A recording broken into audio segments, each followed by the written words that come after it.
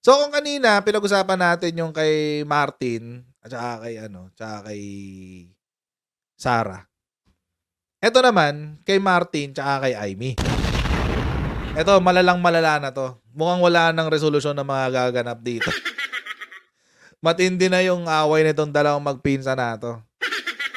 Okey. Eto kasi yung sinabi ni Martin, tsaka press con niya kanina. Oo. Eto yung sinabi niya.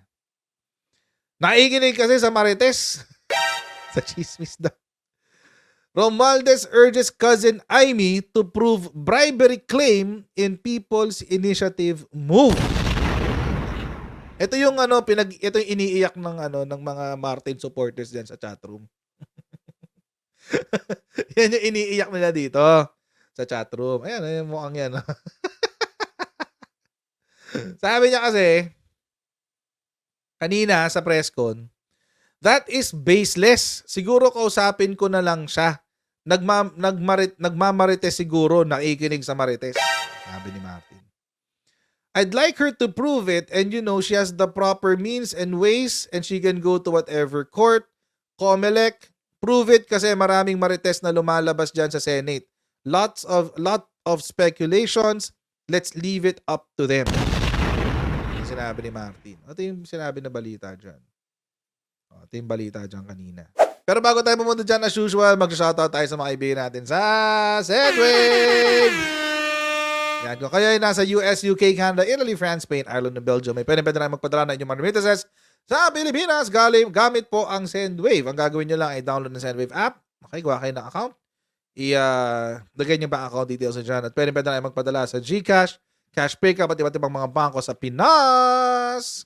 At also, kapag ginamit nyo pa kayong promo code na Coach Jared, makakakuha pa kayo ng karagdagan $20 free credit. Kaya mga kutsaro, gamitin na si Sendwave for all of your remittance needs. Okay.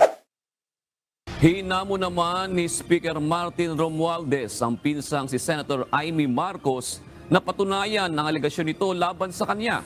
Ayon sa senadora, Yan. ang House Speaker umano ang nasa likod ng 20 million pesos na alokasyon para sa congressional districts upang isulong ang People's Initiative at timeline para sa charter change. Spaces, siguro. Ito yung press con. Nagmamanifest siguro, nakikinig sa mga Marites. Like, prove it and, you know, she has the proper, means and ways, she can go to whatever phone, or go to the phone, that's approving. Kasi maraming, Marites na lumalabas sa Senate. Nagpasaring naman si Speaker Romualdez sa Senado dahil sa panghihimasok sa People's Initiative na anyay hangad ng taong bayan.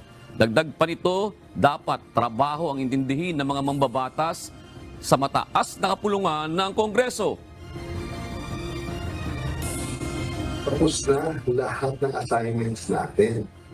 Yung senador, hindi pa tapos. Tapusin ang trabaho. Naghihintay na ang mga Pilipino. Huwag mo na rin may legislative sa PI. Wala tayong pakialam sa PI. Yung PI, trabaho na yan ng taong bayan.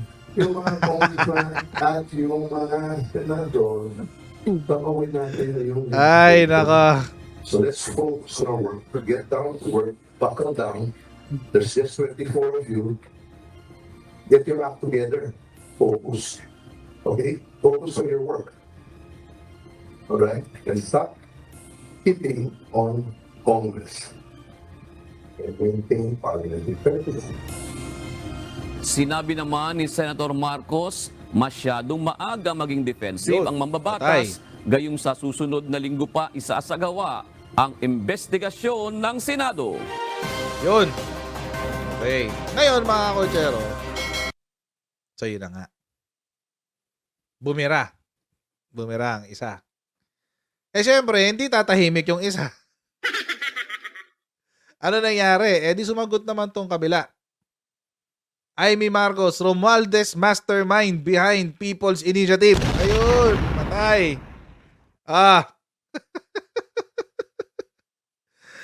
Ay, agoy. Paano ba yan? Siya daw ang mastermind. Although, ako, I would say this, no? to be fair dun sa kabila, mas maganda na ipakita talaga ni Senator Amy yung ebidensya niya. Para mas convincing. Ang problema kasi, parehong kampo nag-aangasan Pareho silang nag-aangasan sa isa't isa.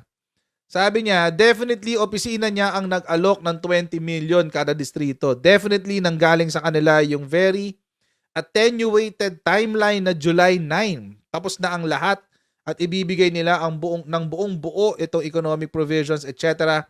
So definitely that derived from his office with very clear numbers identifying the staff members and attorneys involved. Yun. Sinabi ko ito noon Hindi ko nagustuhan yung yung sinabi ni Senator Amy before. Na nung tinanong siya ni Carmina Constantino, ang sinagot niya, nasa telepono ko yung ebidensya. Who cares about your phone? Really? In all honesty, who cares about your phone? Kaya ako, iniintay ko yung hearing. I'm really looking forward to the hearing. Tungkol dito sa kung sino yung nag-umpisa ng People's Initiative. Iniintay ko talaga yan. Bakit? Kasi gusto ko makita yung sinasabi niya ebidensya Gusto ko makita yan Gusto ko makita kung ano yung sinasabi nila na ebidensya tungkol dyan sa People's Initiative. Kasi ako, mga kotsero, I'm not pro People's Initiative. Lalong-lalo na hindi naman taong bayan ang nag-umpisa. Hindi ko pa nga muna tututukan yung bayaran ng yung bayaran ng AIX, tsaka bayaran ng 100 piso, etc. etc.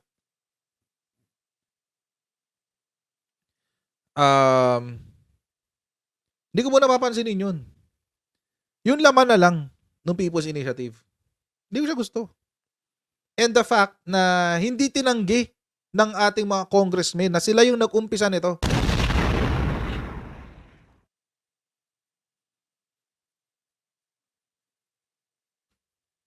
Hindi sila hindi nila tinatanggi. In fact, proud pa nga sila Di ba pinakita ko na sa inyo ito kahapon? Si Joey Salceda.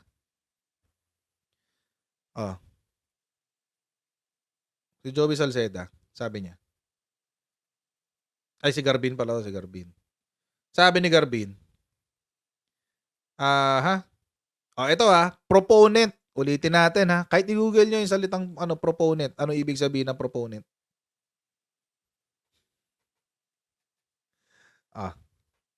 Google nyo, ano ibig sabihin ng salitang proponent?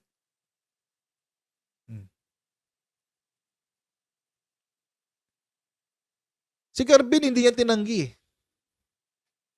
Oo, amin yan. Pati si Salceda. Ano sinabi ni Salceda? We have the numbers already. We've reached the 12% threshold.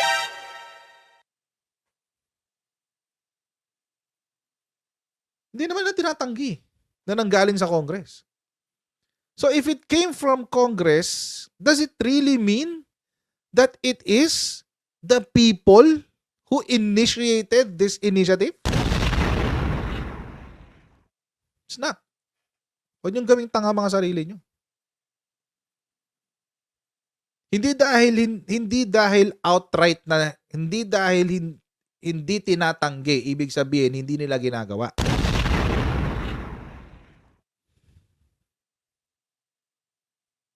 Partida, wala pa yung ebidensya ang pinapakita ni Senator Amy. Or yung sinasabi niya na meron siyang ebidensya. We don't even know if she has evidence. Pero she's very adamant about it. Very confident. Let's see. Hintayin natin yung sa hearing.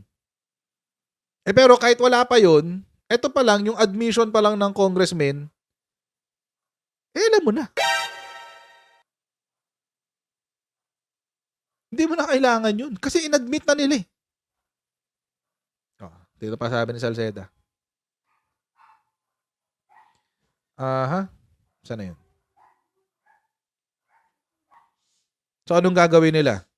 Anong sasabihin nila? We represent the people? The congressmen represent the people? No, you don't. You're representing your legislative district. distrito. But not necessarily the people. So, again, ako mga kotsero, I'm not even looking yet. Hindi ko pa tinitignan yung aspeto nung bayaran, quote-unquote, bayaran daw. Wala, hindi pa natin alam yun. Akin lang, eto, yung gusto nilang baguhin sa Constitution. Kasi, nagsinungaling sila. Ano bang sinabi ni Martin? Ang sabi ni Martin, ang papalitan daw nila ay yung economic provisions. Paulit-ulit ko na nga sinasabi to eh. Parang kada live stream na lang eh. Parang kada live stream na lang sinasabi ko to eh. Na nagsinungaling si Martin eh. Bakit?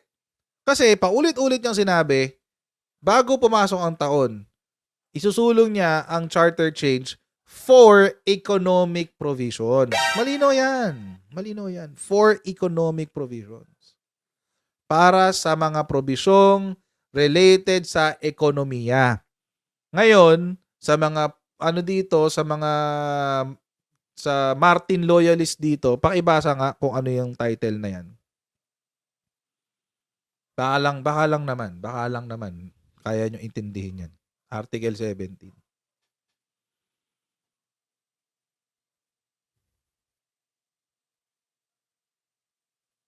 Ako yan lang eh. Yan na lang pag-usapan natin. Wag na muna yung ebidensya na may bayaran.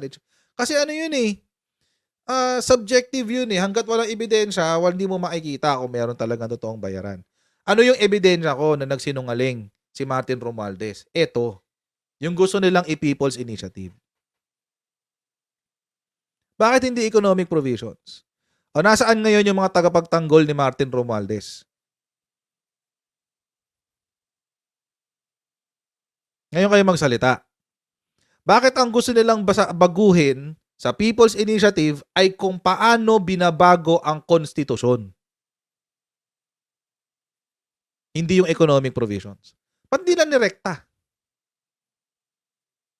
Kung confident naman pala sila na makakakuha sila ng numero para sa charter change, ba't hindi yung economic provisions ang binago nila? Which is in Article 12 and Article 16. Ba't Article 17 ang binabago nila? Huwag kang change topic, random viral videos. Yun ang tinatanong ko sa inyo. Sa mga Martin loyalists dito. Kung hindi nagsinungaling si Martin Romualdez, ulitin ko, kung hindi nagsinungaling si Martin Romualdez, bakit yung isinusulong na People's Initiative ng mga kongresista, which by the way, nakalimutan kong sabihin, which by the way, sinabi din ni Garbin na hindi directly involved si Martin Romualdez. Hindi daw siya directly involved. So does that mean he is indirectly involved? By not stopping this? By not stopping this. Hindi niya pinipigilan eh. So, indirectly involved siya. Okay. Kakasabi ko lang kanina, Desmond. Sinabi ni Garbin yan eh. Sino ba yung House leadership? Sila. Bakit hindi pinapaliwanag ni Martin Romualdez to?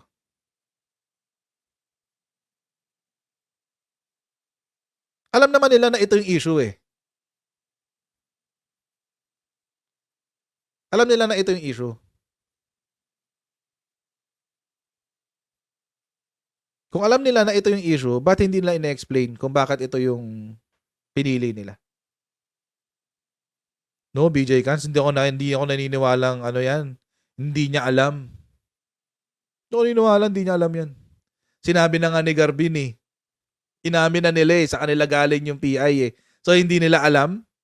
Hindi alam ni Martin Romualdez yung nangyayari sa sarili niyang bahay? Sorry BJ Cans ha. Hindi ako agree dyan.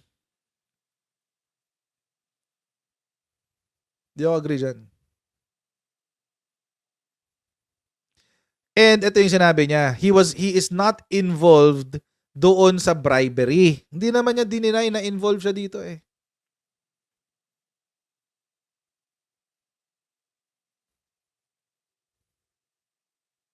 So that's my point. But bakit ito yung pinili nilang gawin? Ba't hindi yung Article 12? Bakit hindi yung Article 16? Yan. So, yan. O talaga, may sariling utak ay ibang kongresista. So, ibig sabihin, willing sila na banggain si Martin Romualdez? Pinagtulungan nga nilang lahat si Sara eh. Pinagtulungan nilang lahat si Sara. Pero si dito, may iba silang utak? Really? Parang ano yata, masyado yatang optimistic yung inyong tingin sa ating Congress.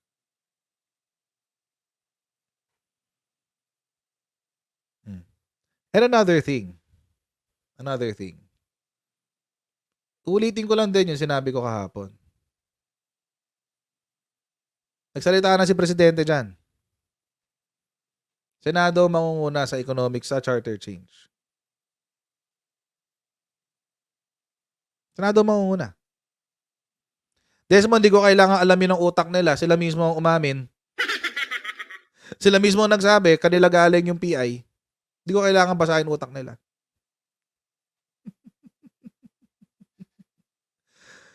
Going back. Si Presidente sabi, economic provisions lang daw. That's a clear instruction sa House. In fact, sa Congress, both House, lower house and upper house. In fact, ulitin ko lang to para lang ma-reinforce yung punto ko. Sa issue naman ng Ay, isinusulong di pala ng People's Initiative Diyan. Sorry. Ito pala. PI pala yan. Ito. At sa aking eksklusibong one-on-one interview sa Pangulo, tinanong ko siya tungkol sa pagsusulong ng mga amyenda sa saligang batas. The 1987 Constitution was not written for a globalized world. And that is where we are now. So we have to adjust so that we can increase the economic activity in the Philippines. We can attract more foreign investors. Naniniwala ang Pangulo na makatutulong sa ekonomiya ang pamumuhunan ng mga dayuhan. Pero sa ngayon, nililimitahan ng saligang batas ang foreign ownership sa 40% sa mga public utilities gaya ng kuryente, tubig at public utility vehicles. Meron ding 100% na hindi maaaring mapunta sa kamay ng mga dayuhan, gaya ng lupa. Between you and me, yung lupa mahirap masyado yun. I don't think because that will cause disruptions. Yung mga tiga doon, akong feeling ko, I'm sure we will hear from the others. But those who have resided in an area over many years, papasok yung mga mayayaman na dayuhan. They will pay big money to buy that land. The value of the land will go up, and the old residents cannot pay for the real estate tax because na-price nawala na sa market nila. So papaalisin natin yung mga yan. I don't think I agree with that. So hindi kayo pabor sa foreign ownership of land? Land hindi.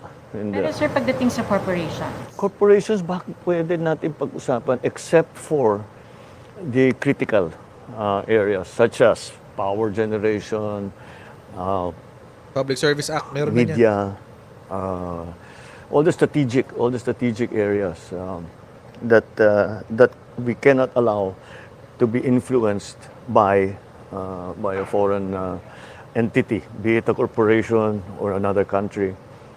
That's what we have to decide where we draw the line and how much. Tanong ko rin sa Pangulo, hanggang sa economic provision lang ba talaga magtatapos ang pag-amyenda sa saligang batas? Sa sagot ng Pangulo, hindi siya sarado sa pag-amyenda ng political provisions, pero hindi sa ngayon. Let's be practical. In terms of the term limits, look what has happened. When I'm the mayor for 9 years, hindi na ako makatakbo. So patakbuhin ko yung asawa ko, patakbuhin ko yung anak ko. Ako ngayon ang magiging vice mayor. So wala ring nagbago, di ba? They're still running the show. We have a term in Ilocos, we call them mayor vice. Because they're the vice mayor, but they're running the administration of the town. So that's something, but we have to think about that. But I think in the present day, we can have these discussions later on. But for the present day, my concern is the economic provisions. So, and I do not want to confuse the issue any longer. Pero sir, dun sa example niyo kanina, Malinaw ba yung term limit sinabi niya? extension, pwedeng maging magandang bagay para sa bayan or Could sa be, could be. constituents. I don't know. Well, what are we trying to achieve, first of all? Like if you look at other countries, for example, again, the United States, now, which our political system is styled after. In the United States, iba-ibang state. Some states have term limits, other states do not have. So I don't know how that will translate to our own experience. So that we just continue talking about it and see what really is the best thing what we can do. Sir, But I do not want to jeopardize the success of the amendments to the economic provisions by putting in other issues. Let's keep the issue clear. In my view, that's the way to do it. Malinaw ba yung sinabi ni Presidente? Malinaw ba yung sinabi ni Presidente? Malinaw naman eh. Madali naman intindihin yung sinabi niya eh. Huwag na natin guluhin yung issue. Doon lang tayo sa economic provision. Huwag na tayo gumalaw muna sa iba. Ayokong isang kalang yung pwedeng mangyari sa ekonomiya natin sa pagsasama natin ng ibang issue. Huwag muna natin sama yung ibang issue. Sabi ni Martin Romualdez, focus, focus. Anong focus dito? Ang focus nyo, baguhin kung paano baguhin yung Constitution? Asan ang focus dyan? No, dito may mga kasabi, sige, some of you will say, nag-overact ang Senate. Well, I'm not part of the Senate. But I don't like this. Hindi ako kasang-ayon dyan. Kahit walang Amy Marcos. Kahit walang Bongbong Marcos. Hindi ako kasang-ayon dyan. Baguhin nyo kung paano binabago ang Constitution. Nagsabi na nga si Presidente. Malinaw yung sinabi niya. Malinaw pa sa sikat ng araw. Huwag niyong pakialaman yung iba. Economic provisions. Sige nga. Economic ba to? Economic to? Economic to. Pakisagot nga. Random. Economic to. Total, ikaw yung hirap na magtanggol dyan eh.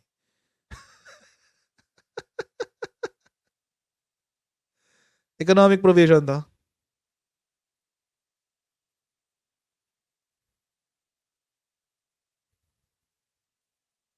Mga hindi naman. Article 17? Economic provision? Try nyo i-defend yan. Pa-explain na lang. Focus tayo sa economic provisions. Total naman, yun ang inutos ni PBBM na hinalal natin. Tapos sasabihin ni Martin Romualdez, huwag niyong pakialaman ng PI. Huwag niyong pakialaman yan. Ha? Bakit? Oh. Huwag mga madidista. Wala kayong pakialam sa PI. Diba? Although he addressed the Senate tungkol dito, pero malinaw naman yung instructions ni Presidente eh. Mahirap ba intindihin yan? Mahirap intindihin to? Yan ang problema kapag bulag. Huwag tayong bulag. Yan yung instructions. Ano ba? Kinausap ni PBBM. Asan na yun? Ayan. Marcos meets with Senate and House leaders over Chacha standoff. Kinausap ulit. Kanina lang. Kanina lang to ha. Kanina lang. Senators had an executive session with President Ferdinand Marcos Jr. to address the impending constitutional crisis in its rift with the House of Representatives over the People's Initiative. Tapos nag-usap din sila ng Congress nung nakaraan, 'di ba? Ng House leaders. Kasama ng Susaledak, ayan Humingi si Senate President ng meeting ng mga senador kay Presidente bago mag-ledak. Akala ko isasama ang speaker, wala naman, puro lang kami. Ang sabi, nandoon din si speaker pagkatapos naming makaalis. Mas mabigat tong problema ni BBBM na to kaysa nung panahon ni Digong. Nung panahon ni Digong, nag-aaway, 2 house speaker lang. Yung isa ay bumaba, yung isa kating-kating umakyat. Ganon. O dito, isang buong kapulungan na nag-aaway. Ay, ang kulit mo, random. Sinabi na nga ni Presidente na ayaw niya ng People's Initiative eh. Kulit mo talaga eh. Okay, alam ko na ano ka lang. Romualdez loyalist. Anyway. Ito yung interview ni Senator Amy kanina. Wala na raw tiwala ang Senado sa Kamara. Diretsahan ding itinuro ng ilang senador si House Speaker Martin Romualdez bilang promotor umano sa pagpapapirma para sa People's Initiative. Pinondohan din daw ito ng House Speaker. Nasa frontline ng balitang yan, si Mayan Los Baños. Wala pa mang formal na petisyon sa COMELEC para sa People's Initiative pero ang hidwaan sa pagitan ng Senado at Kamara tungkol sa issue ng charter change mas lumalalim pa. Wala sa Kamara ang umaako ng nangyayaring pangangalap ng pirma para sa People's Initiative. Pero tingin ni Senator Amy Marcos, si House Speaker Martin Romualdez ang may pakanan nito kahit pinagsabihan na raw sila ni Pangulong Bongbong Marcos sa isang meeting noong January 11. Hindi man daw kasi siya kasama sa meeting ng liderato ng Kamara at Senado kasama si Pangulong Bongbong Marcos, nakarating daw kay Senator Amy Marcos na pinapatigil na mismo ni PBBM ang People's Initiative. Kaya tanong niya, bakit hindi nakikinig si Romualdez? Nagtipon-tipon na sila ni Speaker, ni SP, tapos ginawa kagad yung Resolution 6. Nung time na yon, RBH 6. Talagang pinagsabihan na si Speaker na huminto na at yung Resolution 6 ng Senado ang mangunguna. Bakit bumaliktad? Ibig sabihin, hindi si Speaker sumusunod sa Pangulo. Siguro inaabuso ang Presidente palibasa mabait. Talagang binabaliwala. Magdahan-dahan sila sa ganyan. Bilang resulta ng January 11 meeting, naghain ng resolution of both houses number 6, si Senate President Mig Zubiri nagsusulong ng pag-amyenda sa economic provisions ng saligang batas. Ang kaso, tuloy-tuloy pa rin daw ang paggulong ng People's Initiative, kung saan kabilang sa isinusulong ay ang magkasamang pagboto ng mga senador at kongresista. Ewan ko, hindi ko na maintindihan. Is the entire government running rogue?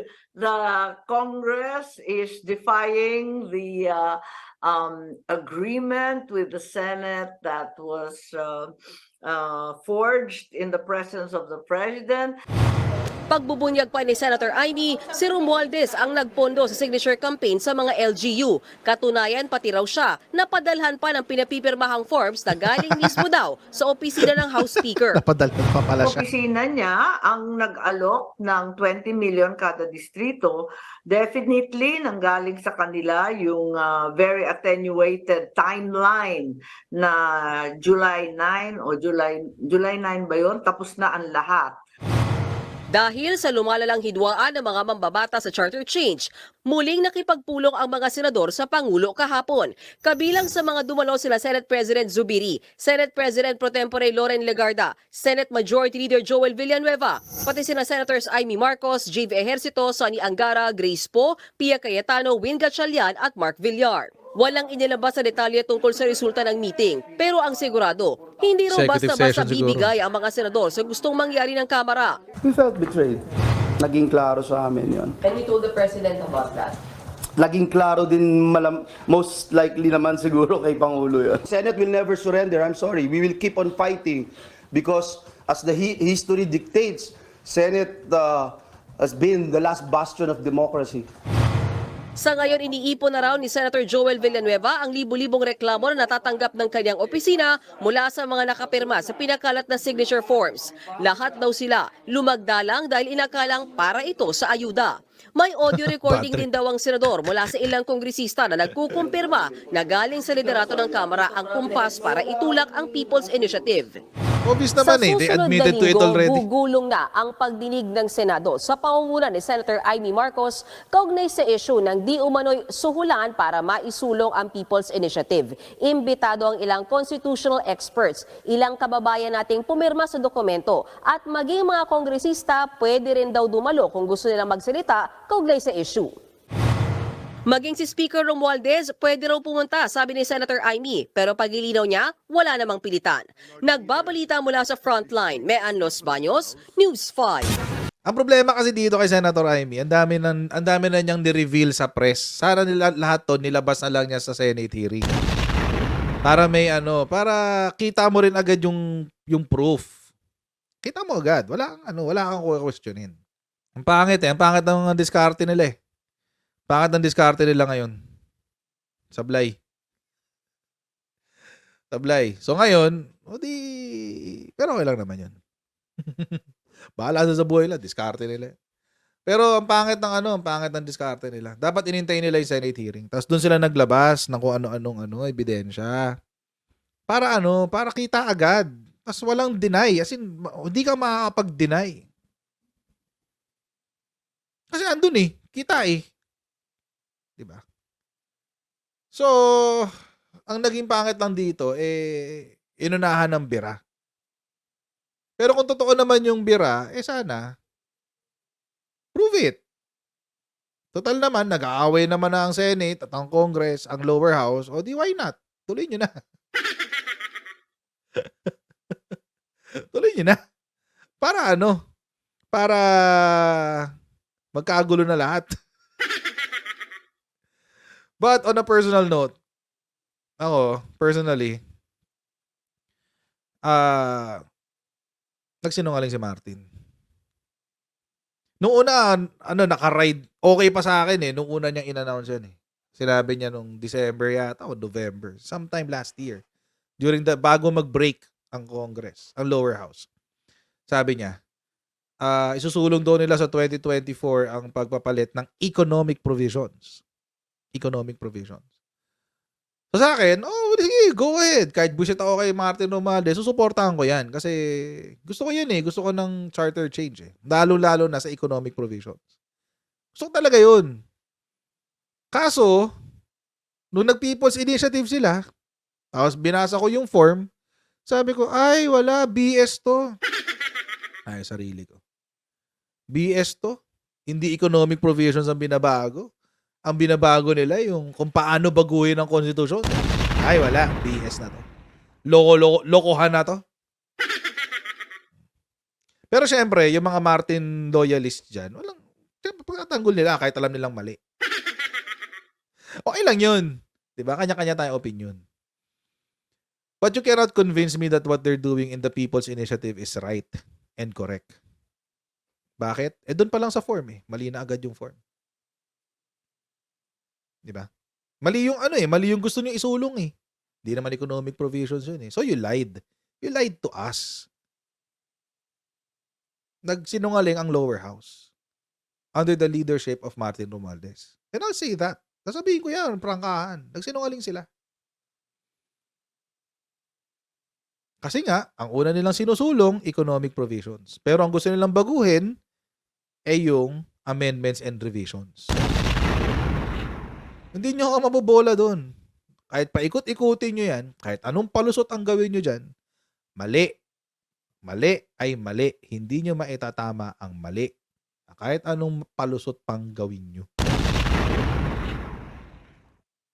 So, yun.